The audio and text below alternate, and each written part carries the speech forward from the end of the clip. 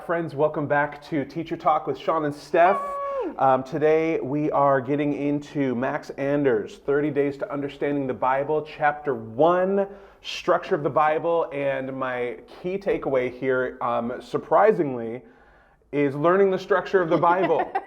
So I love this because I think oftentimes the Bible can be overwhelming. For sure. Because there's 66 books there, there's a lot of information, and Max does a nice job of piecing this out in a way that people, I think, can get a hold of, rather than just be like, there's 66 scary level, like lengthy books here, where do I even start?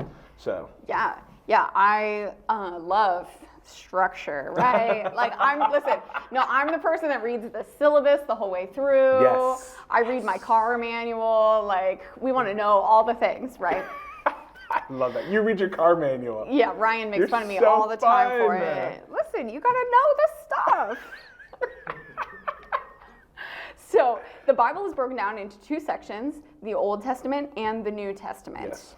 And Max points out a really good point here. He says, my mistake was in assuming that the whole Old Testament was one long, unbroken story, and that the history would flow evenly and consistently out of one book into the next until they were all finished. But when we understand the structure of the Bible, the Old Testament can make a lot more sense. Totally. The Old Testament is broken down into three different kinds of books. Yeah. History, which is more that chronological story through time. Right? But then there's also poetry books, which are a little separate. Their writing style is a little different. My favorite of the Old Testament books. They're my favorites. And then there's also prophecy books. And so just understanding, there's different kinds they're going to read differently. Yeah. They don't all flow together necessarily. It can be really helpful. And then we also have the New Testament, which is also broken down into three different sections. We have history.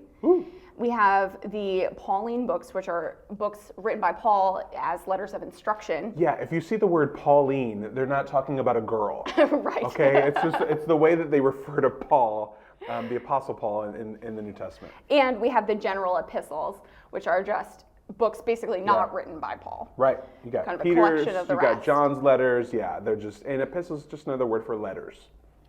Yeah. So cool. Really simple. It's not that complicated. Yeah, and so our main point here is really just getting yourself acquainted with the overall structure of the Bible. It's just an important kind of get that breakdown solidified first as you're walking through this process. So, friends, as always, any questions or comments that you got on this, go ahead and pop those below. In the meantime, may you delight in His face as you delight in His word. See you tomorrow. See you tomorrow.